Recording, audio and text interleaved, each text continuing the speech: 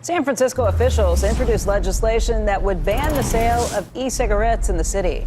The bill would also prohibit e-cigarette companies from occupying city-owned land. E-cigarette maker Juul is based in San Francisco, and lawmakers there are not thrilled about it. They don't like that fact. They'd kind of like to chase them out. Shares of Altria dipped yesterday on the news and are down slightly in the pre-market. Well, currently, Juul does occupy city-owned property. Right. So they would be grandfathered in, but this would basically put the handcuffs on them in terms of any sort of expansion. But they don't like what they're doing. The reason this came about is they don't like what Juul's doing. They've seen the FDA crack down on the idea that there's a lot more teens vaping and teens that are smoking cigarettes as a result, too. 100%. And that's kind of what's spurred the entire thing. There's also a report that Altria, that Scott Gottlieb, who's still the head of the FDA, had a quote, difficult meeting, according to sources cited by Bloomberg, with Altria and Juul executives. And we did see the stock, Altria stock, really react to the combination report from the San Francisco Chronicle, as well as that report of a difficult meeting. Recently, I guess it's been a couple of years for me, but to San Francisco. It's gone downhill a little. I mean, and it's not because of the e-cigarettes. So it's nice that they're doing that. I guess I don't know about the nanny state, obviously, because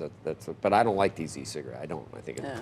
But, I mean, to help people quit is one thing, but to get a whole new generation of people. If it's proven, right, that it does help cessation. But San Francisco's got some other things. But it's also proven that teens like the flavors and the things that come through it, and it's being marketed towards teens. And I think well documented some of the problems in San Francisco right now. Quality of life issues in the city. It's still the most beautiful city probably in the country.